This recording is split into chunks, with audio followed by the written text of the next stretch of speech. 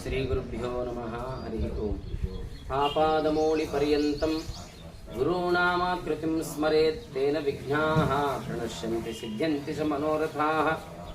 श्रीसत्यात्मसमारम्भां टीकाकृत्पादमध्यगां श्रीमदाचार्यपर्यन्तां वन्दे गुरुपरम्परां। नमाधवसमो देवो न च मध्वसमो गुरुः न तद्वाक्य समं शास्त्रं न च तज्ञ समपुमान्।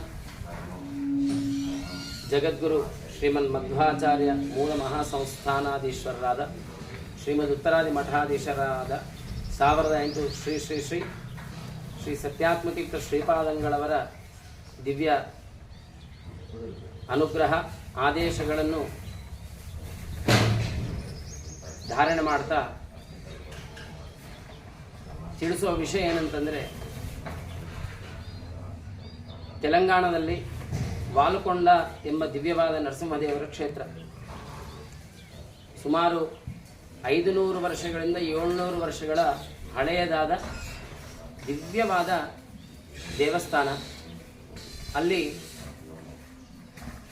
ಹರಾಚಾರಿ ನಾರಾಯಣಾಚಾರ್ಯರೆಂಬವರು ಅರ್ಚಕರಾಗಿದ್ದಾರೆ.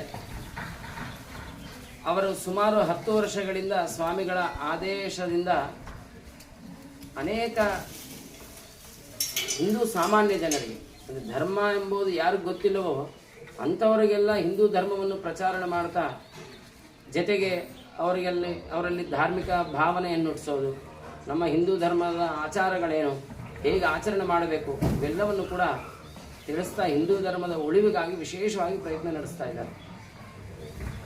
ಇಂತಹ ನಾರಾಯಣಾಚಾರ್ಯರು ಮಹಾಸ್ವಾಮಿಗಳ ಶಿಷ್ಯರು, ಜೊತೆಗೆ ನಮ್ಮ ಮಾಧ್ವ ಮತದವರು. ಕೇವಲ ಹಿಂದೂ ಧರ್ಮ ಪ್ರಚಾರ ಅಷ್ಟೇ ಅಲ್ಲ, ಮಾಧ್ವ ತತ್ವಗಳನ್ನು ಕೂಡ 10 ಜನಕ್ಕೆ ತಿಳಿಸಬೇಕು. ಶ್ರೀಮದ್ ಆಚಾರ್ಯರು ಜಗತ್ತಿಗೆ ನೀಡಿದ ಸಂದೇಶಗಳೇನು ಅಂಥೇಳಿ ಸಾಮಾನ್ಯ ಮಾನವರಿಗೂ ಕೂಡ ಇಂತಹ ಶ್ರೀಮದ್ ಆಚಾರ್ಯ ತತ್ವಗಳು ತಿಳಿಸಬೇಕು ಎಂಬ ದೃಕ್ಪಥದಿಂದ ಎಲ್ಲ ಕಡೆಗೆ ಪ್ರಚಾರ ಮಾಡ್ತಾ ಇದ್ದಾರೆ. ಆ ಪ್ರಚಾರದ ಫಲ ಏನು ಎಂಬಂತೆ ಸ್ವಾಮಿಗಳಲ್ಲಿ ಅವರು ಪ್ರಾರ್ಥನೆ ಮಾಡಿದಾಗ ಸ್ವಾಮಿಗಳು ಆದೇಶ ಮಾಡಿದ್ದಾರೆ. ಕೇವಲ ತಪೋಕ್ಷೇತ್ರದ ನಿರ್ಮಾಣ ಮಾತ್ರ ಅಷ್ಟೇ ಅಲ್ಲ, ಅವರೊಂದು ದೊಡ್ಡ ಒಂದು ಕಾರ್ಯವನ್ನು ಹಮ್ಮಿಕೊಂಡಿದ್ದಾರೆ. ಅದೇನಂತಂದರೆ, ದಿವ್ಯವಾದ ಒಂದು ತಪೋಕ್ಷೇತ್ರದ ನಿರ್ಮಾಣವನ್ನು ಮಾಡಬೇಕಂತೇಳಿ. ಅದರ ಹೆಸರು ಅಮೃತಧಾರ ಸಾಧನಾ ಕ್ಷೇತ್ರ ಅಂತ.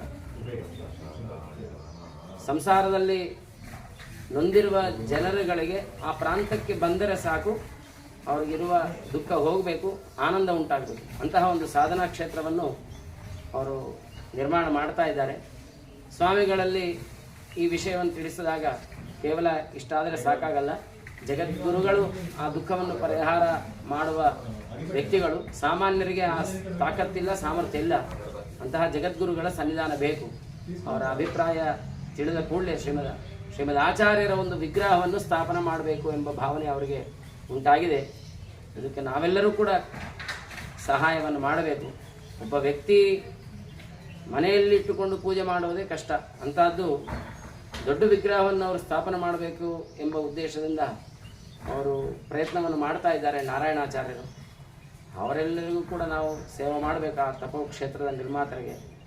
ಅದಕ್ಕೆ ನಿಮ್ಮೆಲ್ಲರ ಸಹಾಯ ಬೇಕು.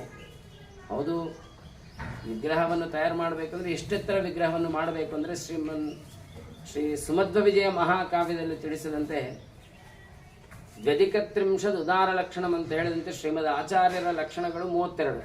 ಆ 32 ಲಕ್ಷಣಗಳಿಂದ ಕೂಡಿದ ವಿಗ್ರಹವನ್ನು ತಯಾರು ಮಾಡುವುದು ಸುಲಭ ಅಲ್ಲ, ಸಾಧ್ಯನೂ ಅಲ್ಲ. ಅಷ್ಟು ಲಕ್ಷಣಶಾಸ್ತ್ರವನ್ನು ಬಲ್ಲವರು ಈ ಕಾಲದಲ್ಲಿರಬೇಕಲ್ಲ. ಕೊನೆಗೆ 32 ಅಡಿಗಳಿಂದ ಕೂಡಿದ ಅಷ್ಟೆತ್ತರದ ವಿಗ್ರಹವನ್ನು ಮಾಡಬೇಕೆಂಬ ಭಾವನೆ ಅವರಿಗೆ ಉಂಟಾಗಿದೆ. ಅದಕ್ಕೆ ಆ 32 ಅಡಿಯ ಎತ್ತರದ ವಿಗ್ರಹವನ್ನು ತಯಾರು ಮಾಡಬೇಕು ಅಂತ ಹೇಳಿ ಸ್ವಾಮಿಗಳಲ್ಲಿ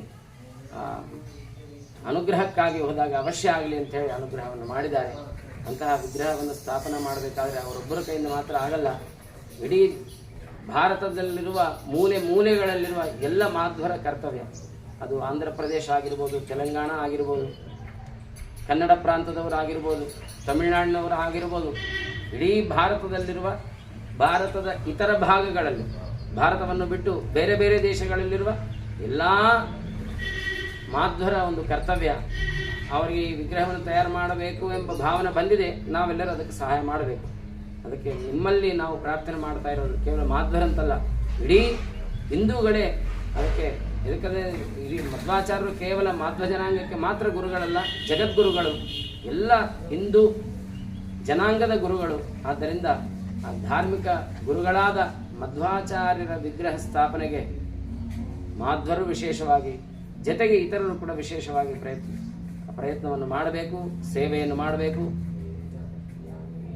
ತನುಮನ ಧನ ಸೇವೆಯನ್ನು ವಿಶೇಷವಾಗಿ ಮಾಡಿ ಶ್ರೀಮದ್ ಆಚಾರ್ಯರ ಕೃಪೆಗೆ ನೀವೆಲ್ಲರೂ ಕೂಡ ಪಾತ್ರರಾಗಬೇಕು ಅಂತ ಹೇಳಿ ಈ ಸಂದರ್ಭದಲ್ಲಿ ಅವರು ಧರಾಚಾರ್ಯ ನಾರಾಯಣಾಚಾರ್ಯ ತಿಳಿಸ್ತಾ ಇದ್ದಾರೆ, ತಮ್ಮಲ್ಲಿ ಪ್ರಾರ್ಥನೆ ಮಾಡ್ತಾ ಇದ್ದಾರೆ.